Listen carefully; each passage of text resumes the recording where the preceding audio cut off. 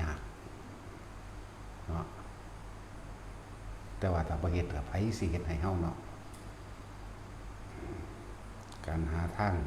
พ้นออกจากการเวียนว่ายตายเกิดบ่มีผู้ใดหาให้เฮาได้นอกจากเฮาต้องหาเอาเองแล้วก็เฮ็ดเอาเองพร้อมอาศัยคำแนะนำจากผู้แรกเลยคือพระพุทธเจ้านั่นแหละนอกนั้นก็เป็นหมู่พระสงฆ์นำมาถ่ายทอดสืบต่อยากก็เฮ็ดลำบากก็เฮ็ดขยันก็ทำลำบากก็ทนคือจักก็ล่ะ เป็นยังว่าเป็นยังว่าเด้สักการทำความดีต้องมีความเพียรต้องกล้าหาญต้องบากบั่นเด้แต่ขันติปรมังตะโปติติคาอีกมีความอดทนเป็นที่ตั้งความดีบ่แม่นง่ายๆเด้นั่นแหละผู้ใดปรารถนานิพพานทำเบื้องต้นศรัทธาก็มีอยู่แล้ววิริยะก็มีอยู่แล้วต่อมาก็ขันติบัดนี้นั่นขันติมันจึงว่าขันติปรมังตะโปติติคานิพพานังปรมังวัฏันติวัฏันยูนหิปัชชะชิโตปรูปคาตีสัมมโนโหติปรังวิหิทยันโตสัพพะปาปัสสะอาคันังกุตราสุปสัมปทาสจิตะประโยชน์ทัพนังเอตังอุตระสาสนังนั่นแหละขันติเป็นเครื่องคมอารมณ์ต่างๆได้เป็นอย่างยิ่งสำหรับบุคคลผู้ปรารถนาความสงบระงับผู้ที่จะเดินทางเข้าสู่ความดับทุกข์พ้นทุกข์คือพระนิพพานเนี่ยนิพพานังปรมังวัฏันติวัฏันยูนะครับนะหิบ่แม่นนะหับนะหิปัฏฐาชิโตปรุปกาตีสัพพะปาปัสสะนี่แหละอดทน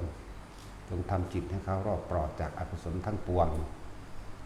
ทรงไว้รักษาไว้ซึ่งสิ่งที่มันเป็นกุศลนี่คือคำสั่งสอนของพระพุทธเจ้าทุกพระองค์พร้อมจังว่าพวกเข้าเฮ็ดไปสั่งสมไป มันมีผู้ใดเฮ็ดให้เฮาได้นะ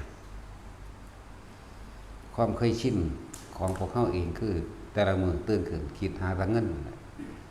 คิดหาเงินคิดหางานคิดถึงผู้นั้นคิดถึงผู้นี้เดี๋ยวก็สั่งคนนั้นสั่งคนนี้เกลียดไม่พอใจบ่อยากไปใกล้พักไสออกหนีคนนี้พอใจอยากไปหา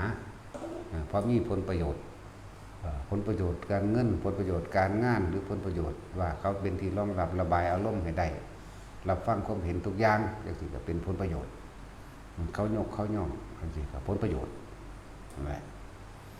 นี่คือความเคยชินของสัตว์ทั้งหลายแต่พวกเขานี่แหละสัตว์นะนั่นแหละพวกเขานี่แหละสัตว์พุทธเจ้าเว้าร่วมเบิดเด้สัตว์เบิดถ้าเขาถ้าเขาด่าเฮาไอ้สัตว์อีสัตว์บางทีจะเป็นเกียรติเขาเด้แต่ของว่าท่านได้พ้นจากความเป็นสัตว์มันยังดีได้เขายังสามารถเลือกได้เป็นสร้างก็ได้เป็นม้าก็ได้เป็นหมูเป็นควายก็ได้แล้วจังว่าแยกประเภทว่าเป็นคนก็ได้แต่ร่วมแล้วในนั้นคือสัตว์เด้เป็นเทวดากับสัตว์เด้อินทร์พรหมกับสัตว์เด้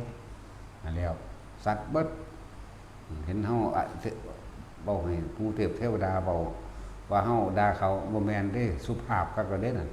ไอ้สัตว์ สัตว์เบิดเด้พระเจ้าใส่ร่วมเบิดถ้าอยากพ้นความเป็นสัตว์ 1ให้เอาธรรมเป็นใหญ่เอาความจริงเป็นใหญ่ใครก็เราพิจารณาตามความเป็นจริงเรียกว่าเห็นตามความเป็นจริงสัมมาทิฏฐิสัตว์ทั้งหลายเว้นไว้แต่เกิดเพราะความอยากของตนเองตัณหาของตนเองสัตว์ทั้งหลายเกิดมาแล้วสิบ่ตายบ่มีทุกอย่างเกิดขึ้นจากการกระทำของเฮาเองบ่มีสิ่งศักดิ์สิทธิ์ใดดลบันดาลให้เฮาสุขได้ทุกข์ได้บ่มีผู้ใดหาลาภสักการะเฮาได้บ่มีผู้ใดป้องกันเจ็บกันปวดกันป่วยบ่มีผู้ใดป้องกันตายเฮาได้เฮามาเกิดเองเฮาก็ต้องทุกข์เองลำบากเองตายเองตราบใดที่เฮายังมีความปรารถนาในความสุขความทุกข์แม้นบ่ปรารถนาต้องการพักไสเลยทรงบ่อยากเข้าอยู่ใกล้เฮาก็ต้องได้ความทุกข์นั้นติดตามเหมือนเดิมหัวใจของสัตว์ทั้งหลายที่เวียนว่ายตายเกิดก็คือความปรารถนาสุขนั่นเองเนี่ยแต่เฮาเห็น นี่เห็นต้นตอมันเห็นว่าเพิ่นเบาดูก่อนอานนท์เมื่อใดที่เธอปรารถนาสุขเมื่อนั้นทุกย่อมติดตามดุจดังเงาแม้นความทุกข์นั้นความไม่ชอบใจนั้นความไม่พอใจนั้นที่เธอจะผลักไสด้วยศพประมาณใดก็ตามขึ้นชื่อว่าเธอได้ประสบทุกข์เป็นอันมากแต่สัตว์ทั้งหลายไม่รู้ตัวนะบรรลุตัวเองเด้ว่าตะของกำลังถูกพอความปรารถนาสุขนั่นเองจึงผลักไสไล่ส่งกับบุคคลที่ไม่ทำตามใจตัวเองบ่พอใจเห็นว่าสิ่งใดเฮาเกลียดเฮาบ่อยากอยู่ใกล้มันแต่ว่าเฮาก็คิดถึงมันเด้เนาะนั่นแหละคือทุกข์แบบไม่รู้ตัวเฮาสั่งคนใดก็สร้างพูนเขาอยู่ต่างประเทศพุ่นเฮาไปอยู่พี่เราคิดถึงยามใดสูงขึ้นยามนั้นโมโหขึ้นยามนั้นเนาะนั่นแหละคือใดนั่นแหละคืออยู่ไกลนั่นคืออยู่ด้วยกันอารมณ์ความคิดนึกปรุงแต่งมโนนึกภาพนั่นนี่สร้างจินตนาการอยากฆ่าเขาอยากให้มันทุกข์อยากให้มันจิบหายอยากให้มันขาขาดอยากให้มันข้อขาดเวลานั่นแหละเฮากำลังทำร้ายตัวเองอย่างคาดไม่ถึงสั้นแล้วเวลาใดก็ช่างในขณะใดก็ช่างครู่ใดก็ช่างที่เราโกรธเกลียดเครียดแค้นหวังทำร้ายให้บุคคลผู้โกรธผู้เกลียดเสียหายชีวิตทรัพย์สินหรือตกทุกข์ได้ยากลำบากมากที่สุดเวลานั้นเรากำลังทำร้ายตัวเองอย่างคาดไม่ถึงกรรมขึ้นสภากรรมจริงๆแล้วอยู่ที่จิตเจตนาจิตเจตนาจิตมันรู้อยู่แล้วล่ะมันเป็นร่วมสรรพสิ่งกันในจิตเจตนาคือการนึกคิดนั่นกรรมเหมือนบ่ล่ะก็เลยจิตเจตนาถึงรู้หมายถึงบุคคลนั้นจิเจรุนึกถึงบุคคลคนนั้นมโนภาพไปนึกไปว่าจะฆ่าเขานั่นแต่ว่าบรรลุอารมณ์เจ้าของในขณะที่โกรธนั่นเองแต่มันตายตอนที่เขาอารมณ์เขารู้สึกเขาโมโหมันโกรธมันเกลียดมันขยะแขยงตอนนั้นพบเกิดเด้ใจขาดตายปุ๊บในขณะนั้นนิรยคติพบเป็นที่ไปทันทีจังว่าให้ระวังเพิ่นจึงบอกให้พวกเฮาน่ะพยายามสั่งสมสิ่งที่เป็นกุศลคือไม่ทำร้ายเบียดเบียนกุศลคือคิดไปในทางที่เมตตาซึ่งกันและกันรักผู้อื่นเสมอด้วยตนรักตนเสมอผู้อื่นถ้าเราทำร้ายผู้อื่นเราก็เท่ากับว่าเราทำร้ายตัวเองเราโกรธเราเกลียดผู้อื่นเราก็ทำร้ายตัวเองถ้าเราช่วยเขาก็ช่วยเราเองเมตตาเขาก็เมตตาเราเองนั่นแหละเพราะว่าเฮาคิดสิ่งใดก็จะเป็นอย่างนั้นแล้วเป็นสั้นคิดจะให้ผู้อื่นตายแต่ความกำลังตายตายจากความดีตายจากสิ่งที่สมควรสิได้รับคือความสงบนั่นเองอย่าให้สิ่งอื่นแย่งความสงบแย่งกุศลเฮาออกไปสิ่งอื่นก็คือบุคคลที่ทำให้เราไม่ได้ดั่งใจนั่นแหละสิ่งอื่นบุคคลสัตว์สิ่งของต่างๆเฮาสิคิดเฮาสิใคร่ครวญไปเด้จังว่าเฮาต้องพยายามฟังธรรมให้มากจะเกิดสติความระลึกนึกได้เกิดการคิดเปรียบเทียบในสิ่งที่เป็นประโยชน์หรือโทษเกิดความรู้แจ้งเห็นจริงตามความเป็นจริงได้เองแหละนั่นแหละฟังสุตตะหรือว่าสุตตะก็แปลว่าหูนี่แหละได้ยินได้ฟังจากธรรมคำสอนหรือได้ฟังคำเว้าคำว่าคำสอนต่างๆในธรรมนี่แหละมาจากคำว่าโสดไปว่าหูแต่ว่าบัดนี้หูที่ได้ยินได้ฟังธรรมเอิ้นว่าสุตตะมายะแปลว่าใจหมุนเข้าสู่ใจเป็นผู้คิดผู้นึกปัญญาก็เกิดความรู้แจ้งจริงๆตามความเป็นจริงได้นั่นแหละปัญญารู้ตามความเป็นจริงนั่นแหละสุตตะมายะปัญญาได้ยินได้ฟังแล้วก็ใครเพื่อนเพียนหน้าโอ้เทียบเอาจากประสบการณ์จริงในชีวิตจริงของตัวของมันก็เห็นตรงดังเนี่ยโอ้มันแมนความเพิ่นเมื่อมันแมนแล้วเฮากับพยายามที่จะละหรือบ่คิดถึงนั่นแหละคำว่าละเลยบ่คิดถึงสิ่งที่เฮ็ดให้ไม่ประสบอารมณ์เป็นอันมากที่แรกก็เลยเกาะกุศลไว้ก่อนสิ่งที่ทำให้ประสบอารมณ์ให้เกิดความสงบยินดีให้เกิดความไม่กังวลไม่เร่าร้อนเรียกว่ากุศลนั่นแหละเป็นผู้มีสร้างสมกุศลไปเรื่อยก็คิดอยากสวดมนต์บทนั้นบทนี้ได้เด้ความหมายในบทนั้นคือลึกซึ้งแท้จังซี่นะคิดอยากสวดบทนั้น บทกรณีมั่งบทธรรมจักรมั่งบทอนัตตลกนัสูตรอธิตปริยสูตรมั่งบทแต่ละบทจากสวดไปนี่ก็เป็นกุศลแล้วเมื่อคิดอยากสวดแล้วก็หามาเมื่อหามาแล้วก็พยายามสวดตามนึกตามให้มันเกิดความเคยชินเมื่อเคยชินแล้วก็จดจำได้ก็บ่อยมากชินมันก็จำได้เองแหละตะกี้เฮาสวดมนต์ก็ยังบ่เป็นอิติปิโสเฮาเลยหัดสวดอยู่พอแห้งเนาะอิติปิโสนี่เอามาเบิ่งนั่นแหละคือให้มันชินมาในทางที่เฮ็ดให้เจ้าของสงบไม่กังวลไม่เร่าร้อนเกิดเป็นบุญบุญคือความสงบเย็นคือเย็นในอารมณ์ความรู้สึกของเฮาเองเรียกว่าบุญคือความสงบเย็นบุญอันเกิดจากการสาธยายธรรมสวดมนต์นั่นแหละ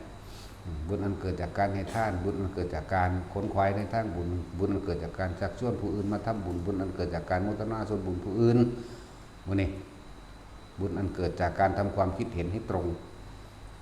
บุญอันเกิดจากการภาวนานี่มาลงบัดหลายๆคนบ่ท่านเข้าใจคำว่าบุญอยู่เด้คิดว่าพิธีในการให้ทานเอิ้นว่าบุญเด้ไปทำบุญไปให้ทานนั่นแหละไปร่วมมันพุทธพิเศษก็ว่าไปทำบุญเนาะนั่นแหละปานนี้บุญอันเกิดจากการให้ทานมันก็ต้องบ่หวังผลบ่มีจิตผูกพันมีผลแห่งทานบ่มุ่งการสังสมบ่ความอยากได้หยังอยากเป็นหยังทานนี่ก็เพื่อเป็นประโยชน์ต่อผู้อื่นบ่มีความหวงแหนบ่มีความเป็นเจ้าของหวังผลในทานก็คือขอทำทานเพิ่มทุกข์ทำบุญแหลกของแต่ว่าเข้าใจคำว่าบุญมันบ่เป็นบุญอันนั้นมันเป็นทานอยู่แต่ว่ามันเลยบ่ได้อานิสงส์อันพึงปรารถนาอานิสงส์คืออารมณ์อันพึงปรารถนาอารมณ์สงบนั่นแหละอานิสงส์ก็เลยนั่นแหละเพราะว่าท่านที่เห็นมันเป็นบุญก็บ่ไปหวังหยังแต่ก็อุทิศส่วนผลท่านบุญกุศลกรรมดีต่างๆให้แก่หมู่สรรพสัตว์ก็ว่าไปคือเฮาบ่ต้องการหยังอย่างจะว่าแต่เจตนาในการให้ท่านนี่ก็เจตนาหวังว่าให้ผลท่านอันนี้เป็นบันไดให้เข้าสู่พระนิพพานนั่นเองแต่ว่าท่านถึงพระนิพพานได้จริงๆได้ล่ะถึงได้ท่านทุกครั้งที่ให้ทานบ่ไม่หวังผลในทานไม่มีจิตผูกพันในผลของทานไม่มุ่งการสังสมในความอยากได้อยากดีอยากมีอยากเป็นอีหยังบ่ได้สนใจว่าสิบ่อยากร่ำรวยบ่อยากเป็นเศรษฐีมหาเศรษฐีบ่อยากเป็นเทวดาบ่อยากเกิดมาเป็นเจ้าฝ่าจักรพรรดิอีหยังบ่ขอบ่แลกจะขอผลทานบุญกุศลก็มีจงเป็นปัจจัยข้าพเจ้าถึงซึ่งพระนิพพานในปัจจุบันชาตินี้เถิดนี่เรียกว่าตั้งใจมุ่งมั่นสู่จุดหมายอธิษฐานบารมีทำกำลังใจให้ยิ่งยวดเพื่อตัดขาดจากความข้องเกี่ยวจากความอะไรอธิษฐานบารมีอันนี้ตัวนี้การให้ทานทุกครั้งนี่อาหารจะรักษาโรคเครื่องห่มที่อยู่อาศัยแม้กระทั่งกำลังในกายของเขาเองในการช่วยเหลือในการก่อสร้างกวาดลานพระเจดีย์ก็สร้างกุฏิศาลาวิหารต่างๆก็ตามสามารถอุทิศบุญได้อุทิศได้ทั้งนั้นสวดมนต์มื้อนี้ได้ทั้งนั้นแหละอุทิศให้แด่สรรพสัตว์ทั้งหลายไม่มีที่สุดไม่มีประมาณขอผลทานบุญกุศลกรรมดีที่ข้าพเจ้าทำนี้จงเป็นปัจจัยให้ข้าพเจ้าได้ถึงซึ่งพระนิพพานในปัจจุบันชาตินี้เถิดเฮาบ่ได้ขอเลยนะแต่ว่าเฮาเหมือนกับว่าเฮาระลึกนึกถึงบุญนี้เป็นเครื่องกระตุ้นเตือนเฮาว่าเฮาทำทานนี่บุญนี่เพื่อหยังเพื่อพระนิพพานเท่านั้นเพื่อบ่กลับมาเกิดเท่านั้นเด่นนั่นแหละว่าตั้งใจมุ่งมั่นสู่จุดหมายที่ปรารถนาความพ้นทุกข์มันบ่ได้เป็นบาปบ่ได้คือกันกับความปรารถนาจากร่ำจากรวยนะถ้าจากร่ำจากรวยก็บาปคือเก่าแหละบางทีมันก็ได้ไปลักไปปล้นไปจี้ไปฆ่าหรือมีอารมณ์โมโหกลโกงโอ้สารพัดในความละเอียดของมันตอนนี้เฮาท่านไปเลยท่านแบบมีเรื่อยเลยความคิดของเฮานี่สิบ่ไปก่อเกี่ยวกับความอยากได้อยากดีอยากมีอยากเป็นหยังความคิดสิบ่มีเด้สิบ่มีภาพที่เฮาไปว่าอยากได้บ้านแบบนั้นอยากได้เงินหลายล้านแบบนั้นอยากเป็นกษัตริย์แบบนั้นจะเป็นผู้มีฤทธิ์มีเดชแบบนั้นจะเป็นเทวดาแบบนั้นเป็นพระอินทร์แบบนั้น ความคิดทั้งบ่จิตเรียกว่าจิตทั้งบ่ปรุงบ่แต่งบ่นึกบ่คิดบ่สร้างภาพบ่สร้างภาพจินตนาการมีความอยากได้อยากเป็นอหยังท่านนี่เลิ่นว่าท่านโดยความวางจิตเป็นกลาง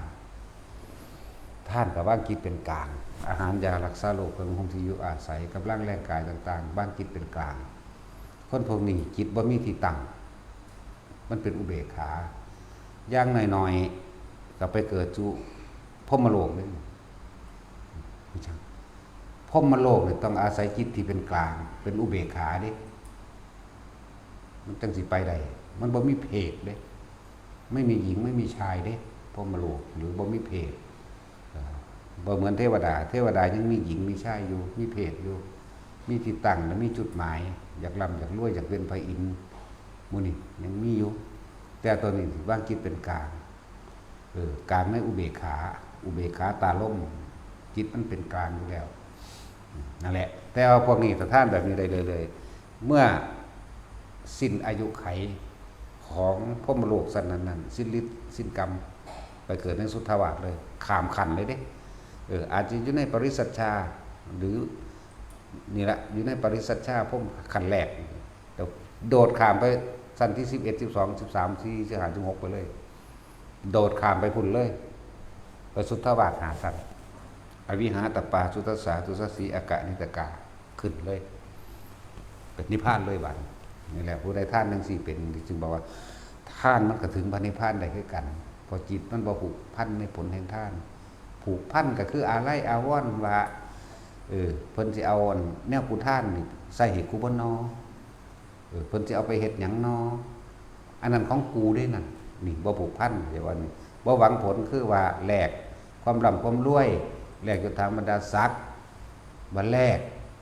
นั่นแหละเรื่องว่าไม่ผูกพันในผลของท่านบ่มุ่งมั่นในการสังสมเพื่อบ่มีเพื่อมีแต่มุ่งมั่นสู่จุดหมายเดียวคือพระนิพพานเท่านั้นก็ไปของมันแต่คนท่านจังซี่ใดนะคนว่างจิตในการเห็นท่านแบบนี้ได้ต้องประกอบด้วยการฟังธรรมและใคร่ครวญพิจารณาแล้วพิจารณาอีกจนล่องใจที่สุดนะจนล่องใจที่สุดไม่สงสัยไม่สงสัยในคำสอนบ่สงสัยในธรรมพร้อมมันจิตประกอบด้วยการภาวนาพร้อมได้พวกนี้แต่ยุทธซื่อสิท่านแบบนี้เลยนี่หายากคือดอกต้องได้ยินได้ฟังธรรมตามก็เป็นจริงได้ยินได้ฟังความจริงที่มันนำออกมาแสดงอยู่เดี๋ยวนี้แหละจากพุทธองค์ก็ตามจากองค์ใดองค์หนึ่งที่เพิ่นเอานำมาแสดงก็ตามได้ทั้งนั้นนี่แหละเพราะมันเห็นเพราะเฮาปรารถนานี่เองเราจึง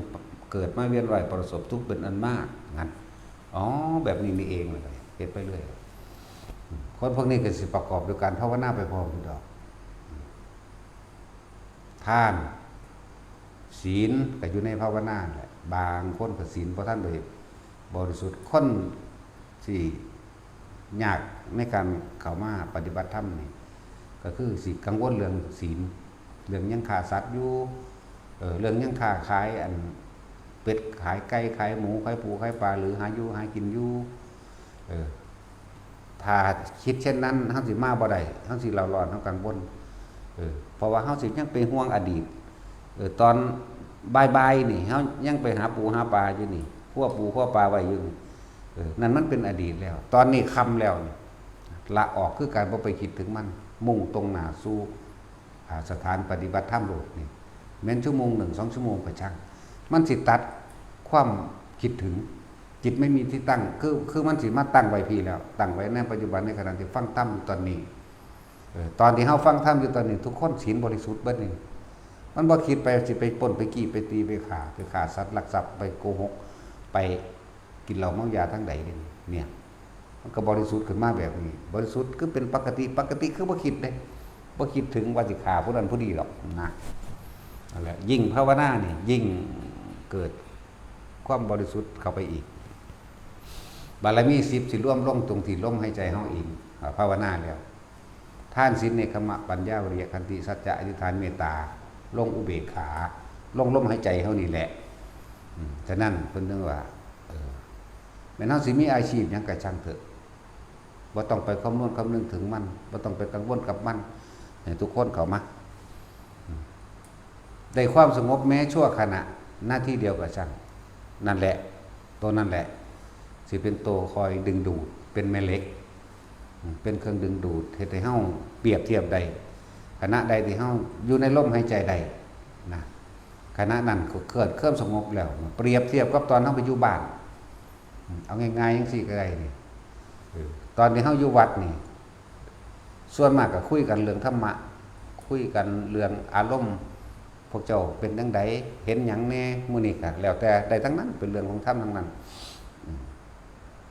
แล้วก็สิคุยกันเฉพาะเรื่องที่มันเป็นบุญเป็นกุศลนั่นเองไปคุยอยู่บ้านเด้อบัดนี้มีอยู่บ่ล่ะนั่งอยู่เฮือนอยู่ซื่อๆก็มีรถคนยางเข้ามาว่าเฮาออกจากวัดนี่ไปนี่ไปแล้วไปอยู่นั่งเฮือนมีรถเข้ามาคุยพาเว้าพื้นคนให้ฟังอีนั่นเป็นจังซั่นอีนี่เป็นจังซี่บักนั่นบักนี่เฮ้ยนั่นอันนี้แต่ก็คุยเรื่องไปหากินคุยเรื่องคนอื่นบ่ดีหลายอันหลายอย่างเห็นบ่ล่ะเนี่ยถ้าบัดนี้เอาแค่ว่าเฮามาอยู่ในสิ่งแวดล้อมอันนี้ในธรรมะเหมือนกันความรู้สึกเฮาก็รับความสงบเย็นได้ในบริเวณพร้อมเด้แหละ ยิ่งในสถานที่ใดที่เพิ่นภาวนาอยู่แล้วเพิ่นทรงฌานเจริญฌานอยู่แล้วความสงบเย็นอันเด็ดพลังงานแห่งความสงบของหมู่ภิกษุสงฆ์เหล่านั้นหรือบุคคลทั้งหลายเหล่านั้นที่พยายามสังเกตตัวเองหรืออยู่กับลมหายใจหรือทรงฌานเจริญฌานมันก็แผ่กระจายออกเพราะว่า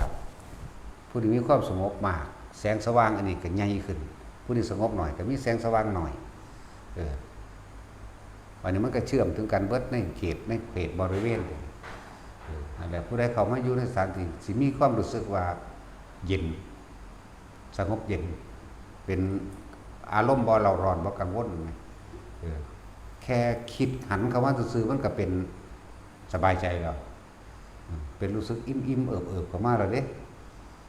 นั่นแหละหมู่ภิกษุสงฆ์สามเณรทั้งหลายเขาเจ้าก็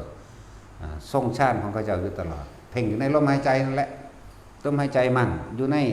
อาการปิติอุณโลมมั่งเนิบๆดำหน้าบนหัวมั่งหน้าอกมั่งเนี่ยเขาเจ้าก็เบิ่งอยู่สิพลังงานต่างๆก็เชื่อมต่อกันสงบไผสงบมั่นกันคือว่าในกลุ่มนั้น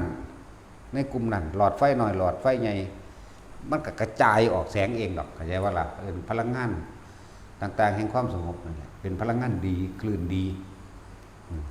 ออกในทางคลื่นดีเพื่อให้เขามาในรัศมีจังสิก็จะเกิดความสงบเงียบเย็นใจดีนะเป็นสั้นบ้านนี้เขาไปอยู่บ้านเด้อโอ้ยจักแม่นอีหยังเด็ดดาดความรู้สึกเป็นฟุดฟัดนั่นแหละอันคือเป็นสั้นครับ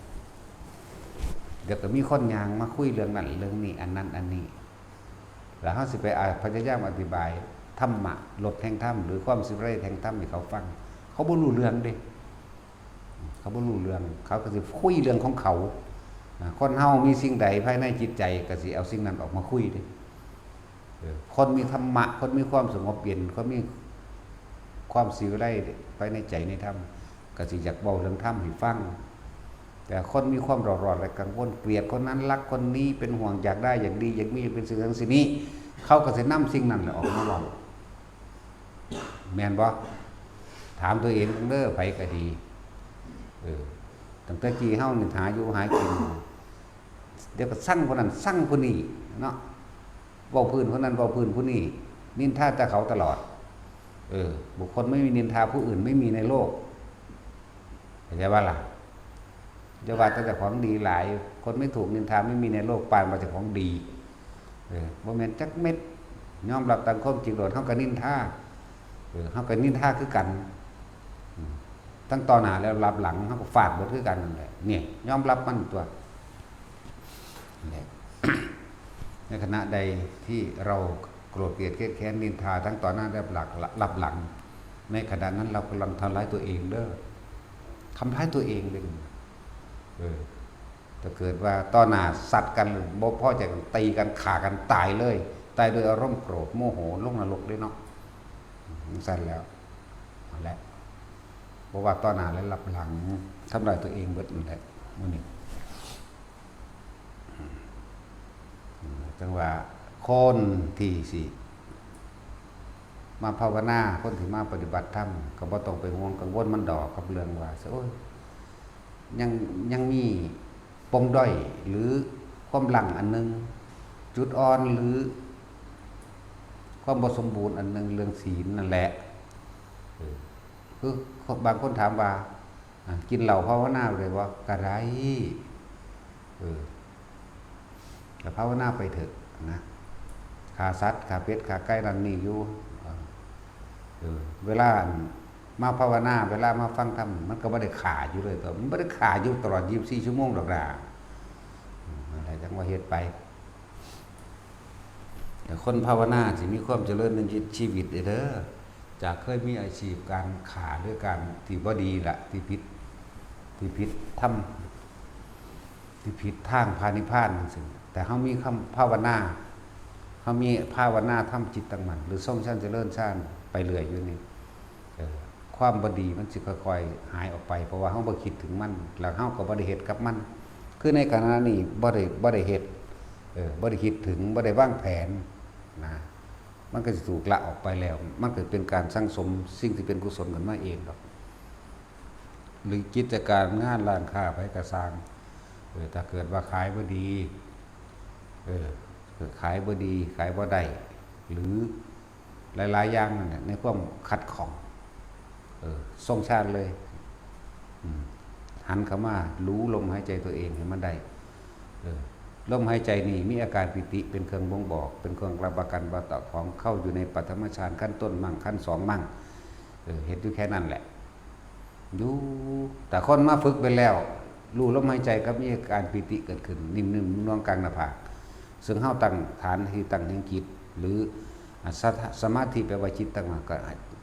ตั้งมั่นอยู่ในฐานคือตัวใดสติปัฏฐานสติแปลว่าหยังแปลว่านึกฐานแปลว่าหยังฐานแปลว่าที่ตั้งที่อยู่สติปัฏฐาน4กายเวทนาจิตเวทนากายเรื่องว่าเฮาเอาสร้างความรู้สึกอันนึงฐานที่ตั้งแห่งจิตอันนึงหรือกรรมฐานอันนึงตรงกลางหน้าผากเฮาเองนั่นแหละบัดนี้เฮาใส่วิธีลมหายใจมาเพื่อให้ฐานมั่นคงเพื่อให้เป็นที่ตั้งมั่นรู้ลมหายใจเข้ารู้ลมหายใจออกแล้วก็มีอาการนิ่มๆนุ่มๆตรงกลางคิ้วกลางหน้าผากเฮาเองฝึกไปฝึกมาเดี๋ยวมันก็บ่ได้หาแต่คิดถึงลมก็ได้อยู่ซื่อๆหมายถึงบ่คิดบ่นึกอีหยังในปัจจุบันณขณะนั้นอาการนิ่มๆนุ่มๆเกิดขึ้นระหว่างกลางหัวกับหน้าผากเฮาเองอันนั้นแหละเป็นขั้นที่2นั่นแหละคนที่ค้าขายขายหยังก็สร้างเถอะเฮ็ดไปเถอะเจ้าสิขายปูขายปลาขายนกขายเห็ดขายเป็ดขายไก่ขายหมูขายเนื้ออาหารหยังแล้วแต่เสื้อผ้าหน้าแพรหรือของสังฆพันธ์หยังก็ตามทำไปเถอะกระชากความคิดในความอยากได้อยากดีอย่างนี้เป็นกระชากความโลภออกมาจากความคิดปรุงแต่งนะกระชากคมฝืนขืนใจบ่ให้มันคิดไปนะนั่นแหละตลาดร้านค้าอันนั้นในสถานที่นั้นนะเกิดกลายเป็นสถานที่อันเป็นที่เพราะที่มันเกิดขึ้นจากใจเฮาบ่คิดบ่นึกความรู้สึกทั้งกายมันก็รับรู้ในอาการนิ่มๆนุ่มๆคืออาการปิตินั่นแหละปิติมันมีหาอย่างอยู่แล้วแต่ว่าเฮามาเน้นเอาอันเดียวมันจังบ่สับสนขุทกายปิติเมื่อใดที่มีลมหายใจเข้าและลมหายใจออกประคองเอาไว้อย่านี้หายจากลมปิติย่อมเกิดขึ้นขุทกายปิติบางคนกับขนลุกขนพองสยองก้าวกนิกายปิติบางคนกับปลื้มจิต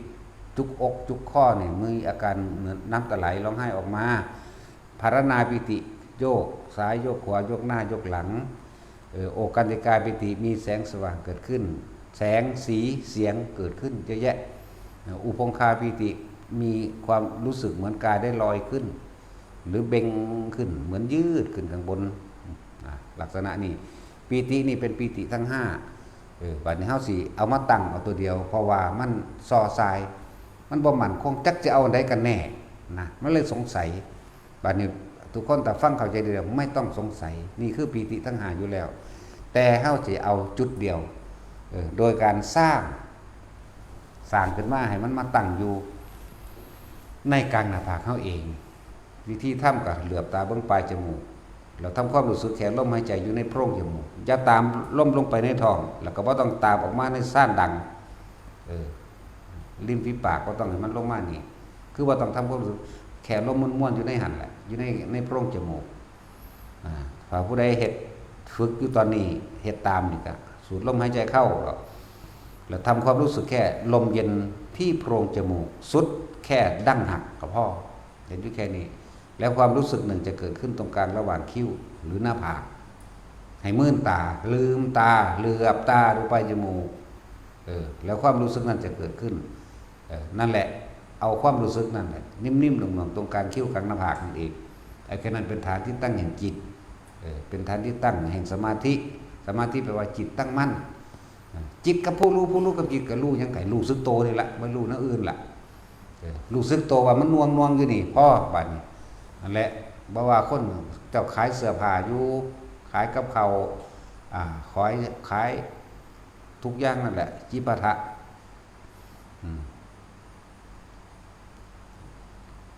นั่งเฮ็ดอยู่เฮือนเจ้าของนั่นแหละยืนก็ให้ทำได้เดินก็ทำได้นอนก็ทำได้สถานที่นั้นเรียกเป็นสถานที่อันเป็นทิพย์เมื่อทิพย์เกิดแล้วมันทั้งมีหรอกผู้เขาเรียกว่าพลังงานดีมันก็สิดึงแต่บุคคลดีๆเข้ามาหาเองล่ะเขาบ่จำเป็นต้องว่าเราจะทำเพื่อขายของให้ได้เด้ไอ้สิ่งที่ปรารถนาในใจลึกๆคืออยากขายของมันมีอยู่เทวดาอินทร์พรหมทั้งหลายที่เขาได้ส่วนบุญเขาไป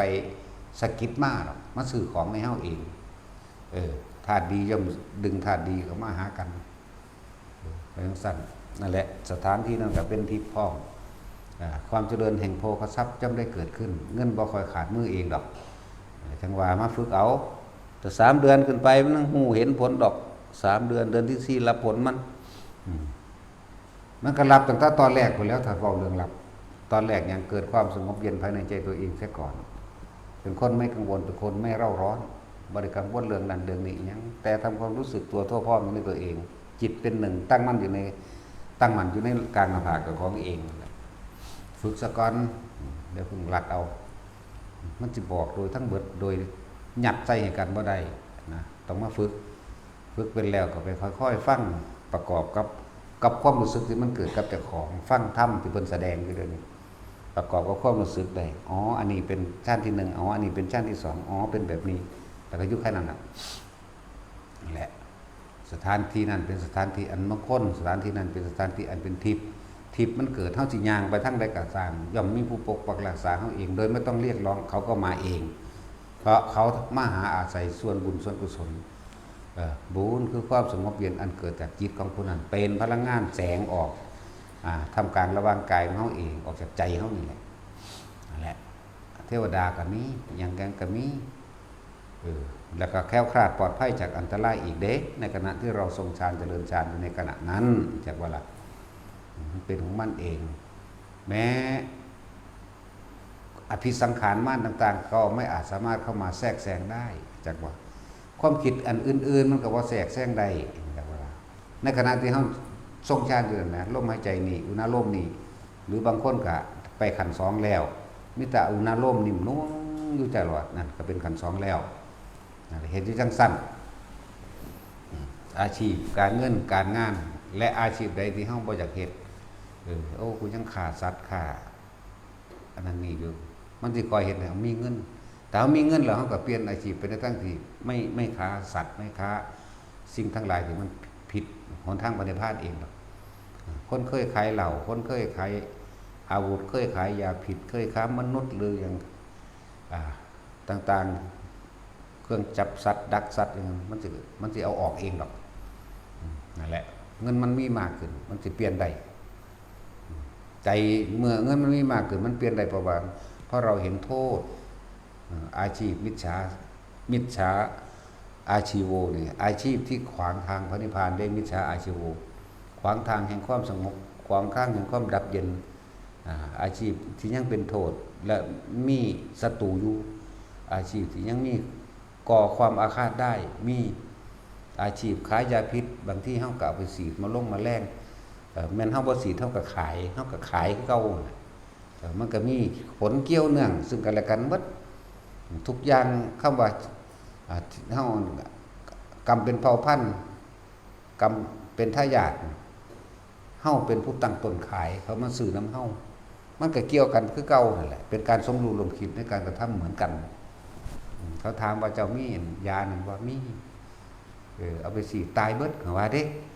อันนี้เขาใส่แล้วเนี่ยเขามาบอกว่าฟังดีๆนั่นสมรู้ร่วมคิดน้ำกันแล้วเชี่ยขายของขายยาพิษเชี่ยขายเหล้าเชี่ยหลายๆอย่างขาสัตว์เครื่องดักสัตว์เห็นบ่นี่เป็นแหบ่เป็นเบ็ดบ่มันนี่เป็นปืนบ่อาวุธทางไปเลยเราไม่ต้องห่วงอันนั้นทั้งสั้นแหละรุ่นนี้แม่นๆเลยยิ่งไกลเลยถ้าเจ้าติดลำกล้องเข้าไปอีกซูมเข้าไปตรงนี้ถึงหั่งคักว่ะนั่นแล้วสมรู้ร่วมคิดมันก็เลยมีเกี่ยวกันได้รับโทษแต่คนนั้น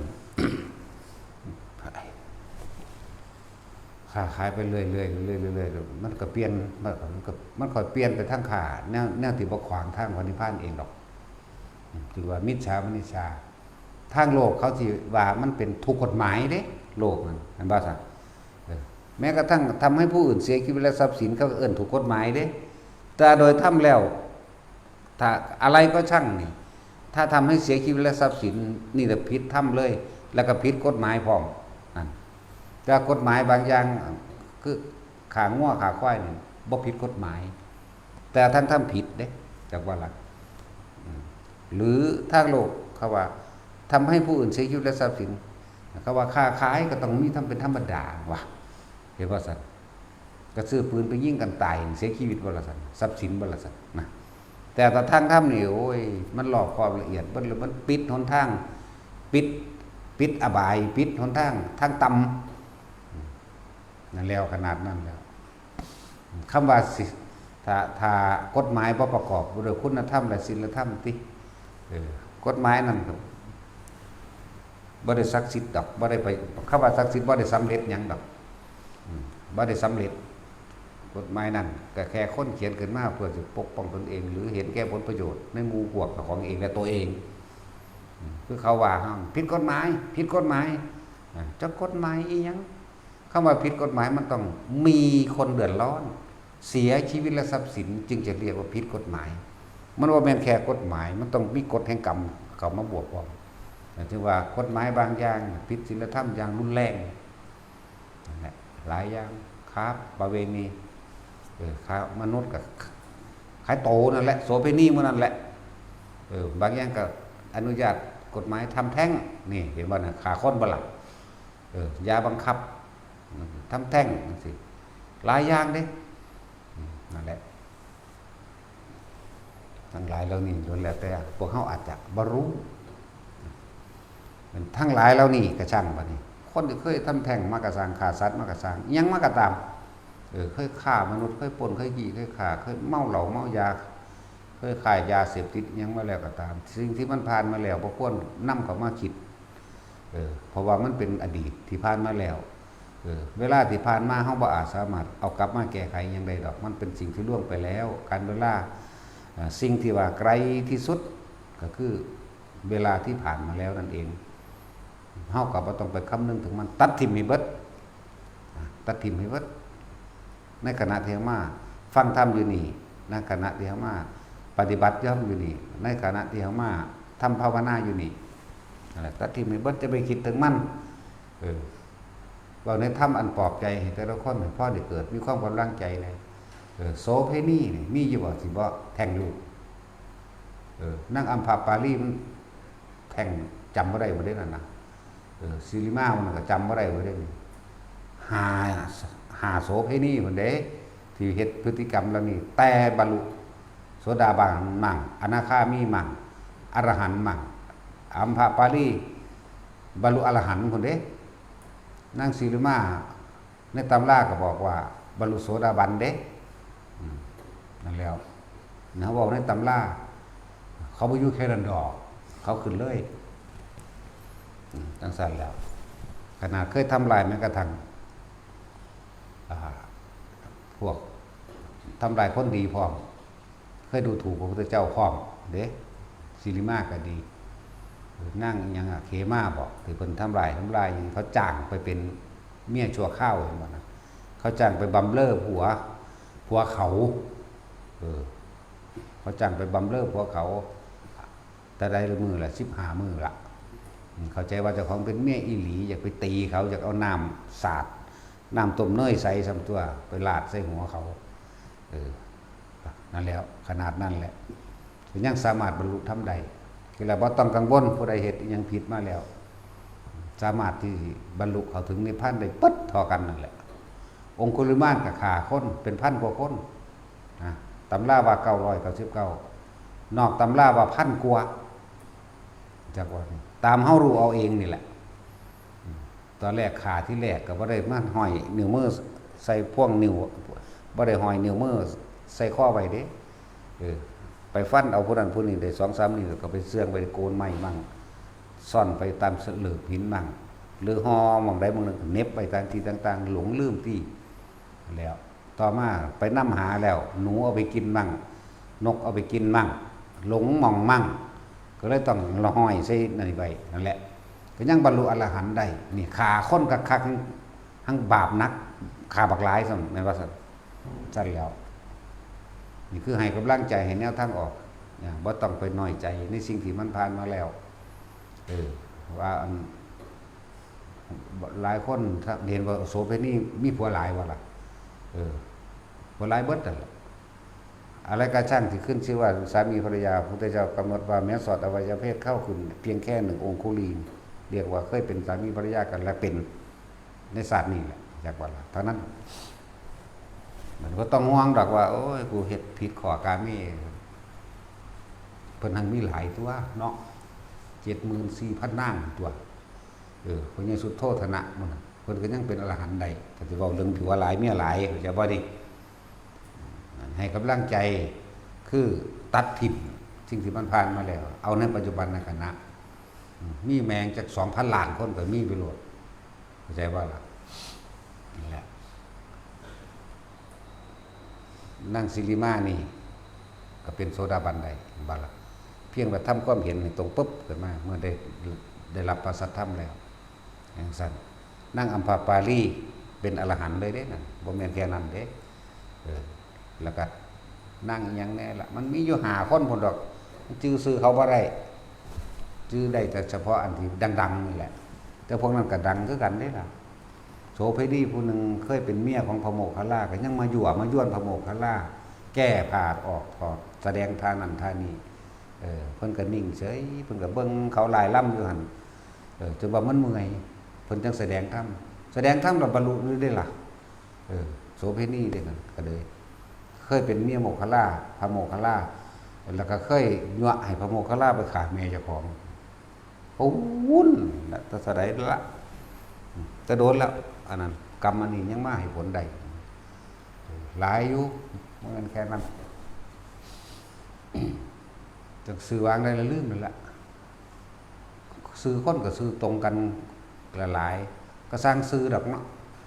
เฮาเอาเข้าหมายแต่ว่าทุกคนพอมีกำลังใจบางคนก็เคยเฮ็ดทางสันมา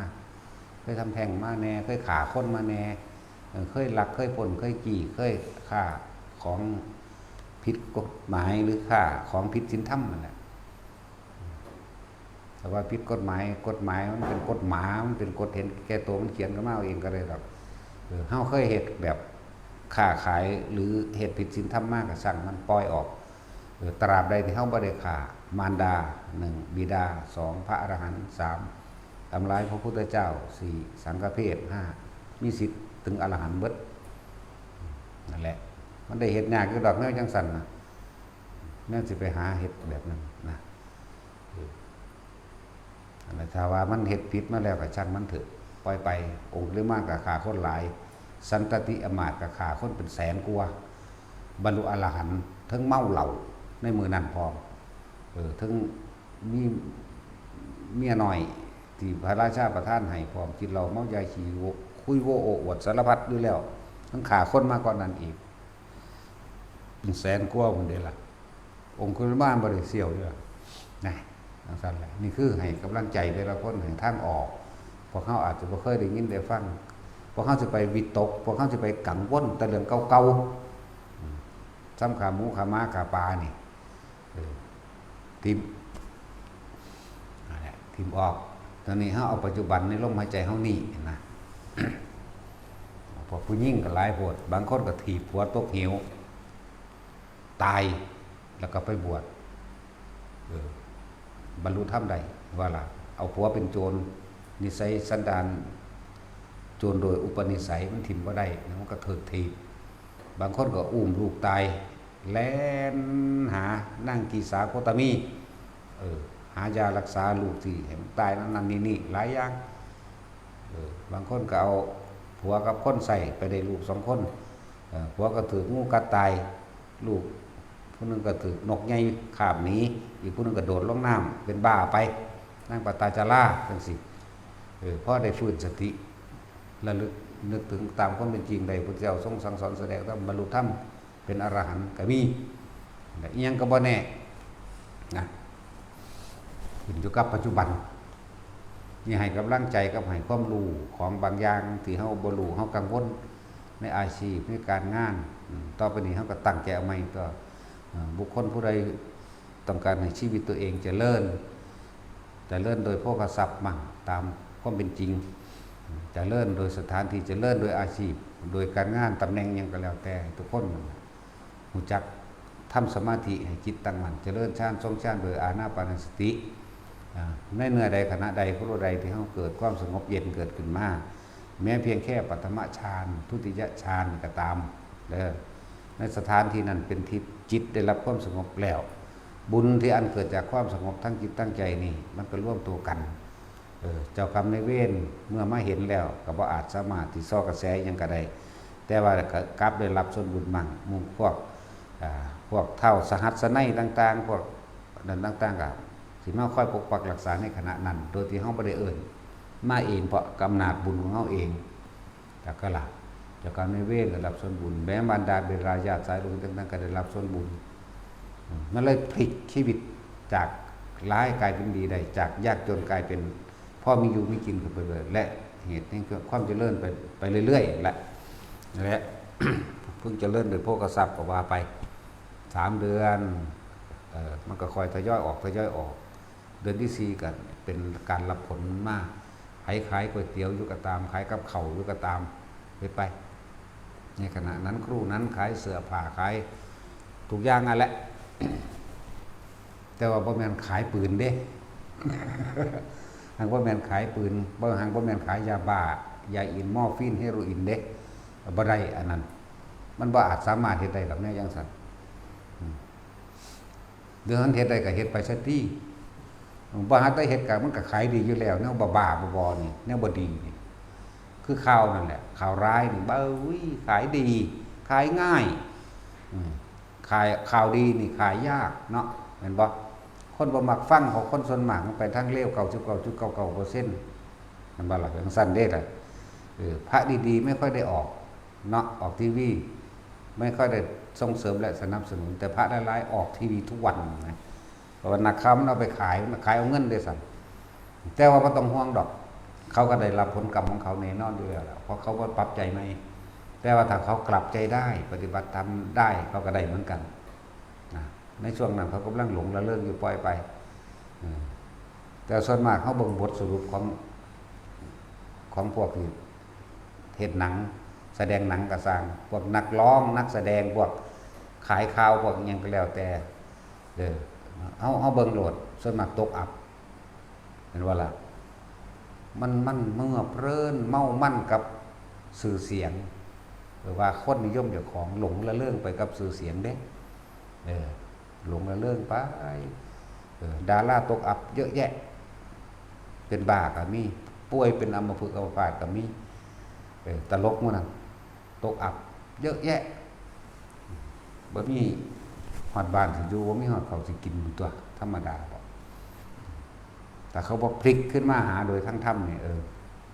ก็ตายไปกับความที่ไปหลอกลวงผู้อื่นนั่นแหละให้คนอื่นหลงเจ้าของแต่ของบ่มีสติเฮ็ดให้ผู้อื่นบ่มีสติเหมือนกัน ลักษณะนั้นแหละรวยกันมันรวยไปเถอะรวยไปตายนั่นแหละบ่รวยไปอย่างอื่นดอกแค่นั้นแหละภาษาเกิดมาหากินซ้ำตายเนาะ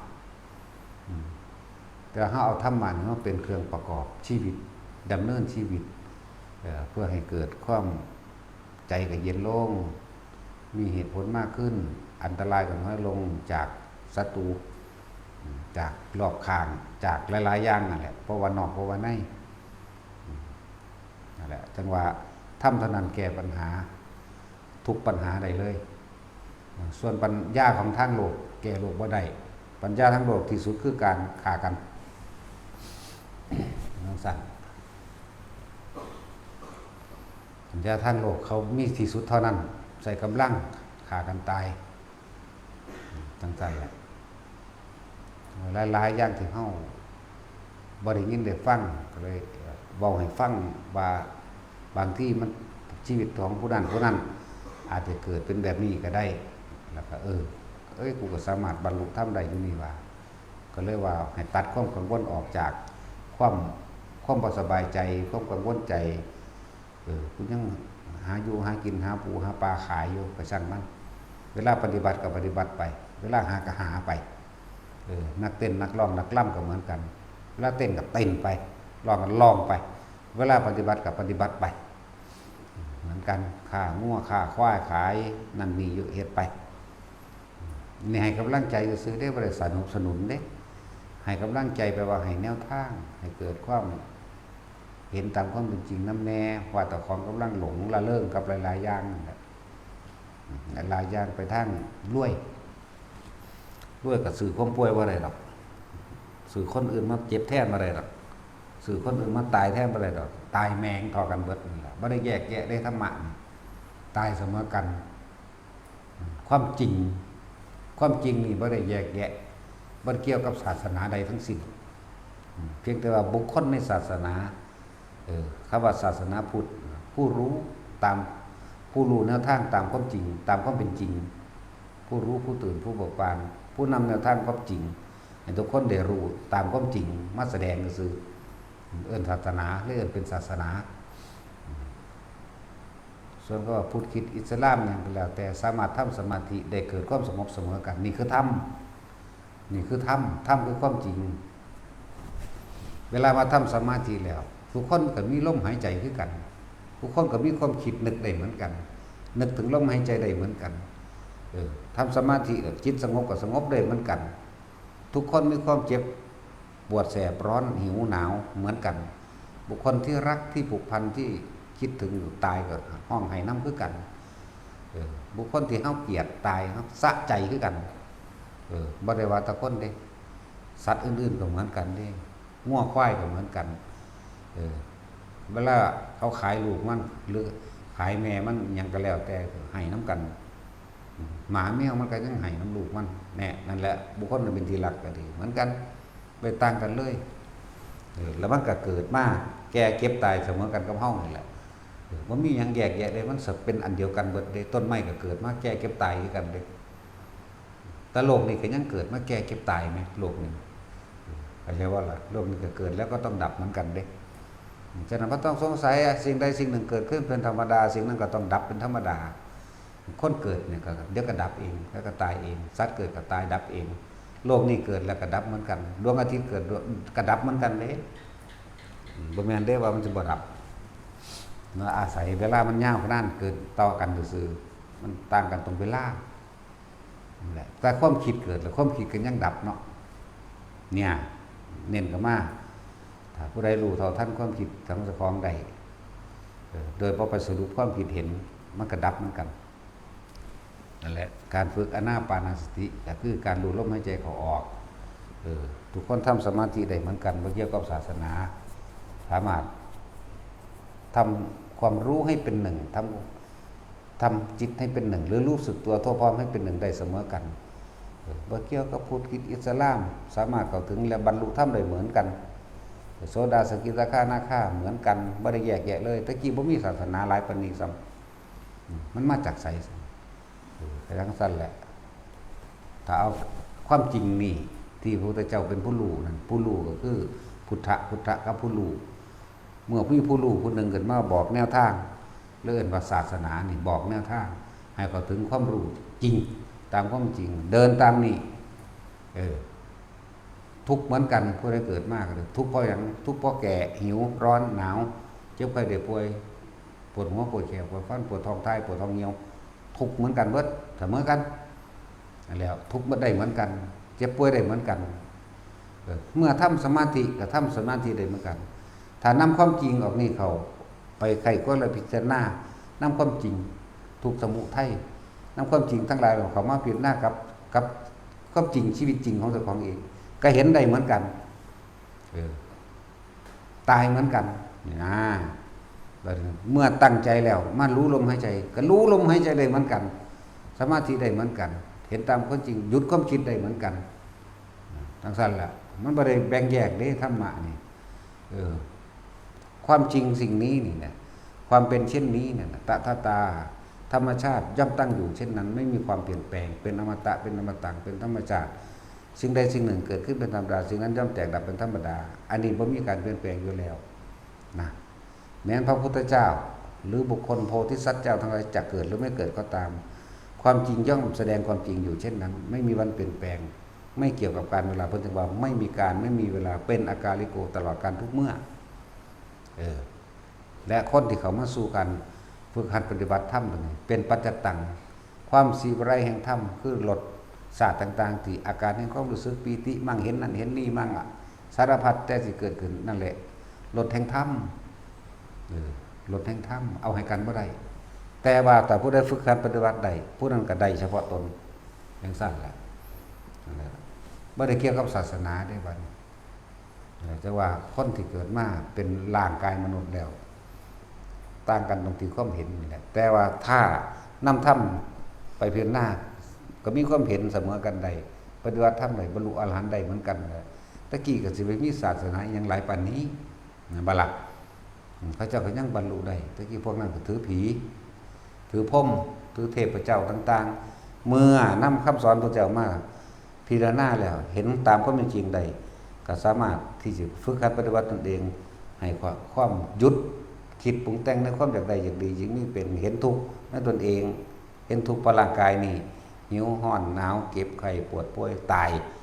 เห็นความคิดนี่สาเหตุแห่งทุกข์ที่มันปรุงแต่งแสวงหาในความอยากใดอยากดียิ่งนี่โอ้ตัวนี้พอแต่เห็นความคิดปุ๊บมันก็ดับมันก็นิโรธในขณะนั้นอ๋อเห็นตั้งแต่กูสิดับหยุดความคิดได้ตลอดการทุกเมื่ออ๋อแนวทางมันมาแบบนี้เลื่อนหมักคือหนทางสมาธิสมาสังกปรวาจากรรมโตชิโววาจโมสติสมาธิไหลร่วมกับมากมาฝึกหัดให้ทำสมาธิเกิดจิตตั้งมั่นได้เหมือนกันบรรลุได้เหมือนกันบัดคนแต่ก็ละบรรลุได้เหมือนกันไม่ได้แยกแยะได้ธรรมะอันนี้คำว่าแต่เฮาถิ่มอัตตาตัวตนของคำว่าพุทธศาสนาคริสต์อิสลามหรือศาสนายังใดๆก็ช่างเถอะแต่เขาถิ่มคำว่าตัวนี้ละตัวตนเราเขามาสู่ความจริงคนเหมือนกันเจ็บปวดร้อนหนาวเหมือนกันหิวเหมือนกันมีจมูกเหมือนกันมีสติมีความคิดนึกได้เหมือนกันแล้วนำความคิดนึกเขามาสู่ลมหายใจได้เหมือนกันจิตตั้งมั่นได้เหมือนกันบรรลุอรหันต์ได้เหมือนกันคนจากความเวียนว่ายตายเกิดได้เหมือนกันนี่บ่มีการแยกแยะนี่คือธรรมบัดธรรมเป็นจริงแสดงความจริงอยู่เช่นนั้นพุทธศาสนาเกิดมันเป็นอย่างจังดับก็มันเกิดมันก็เลยดับอย่างว่าละจึงได้เกิดจึงนั้นดับแต่ว่าธรรมะบ่มีเกิดบ่มีดับอยู่ห้องความเป็นเช่นนั้นตลอดกาลเป็นอากาลิโกจากว่าละ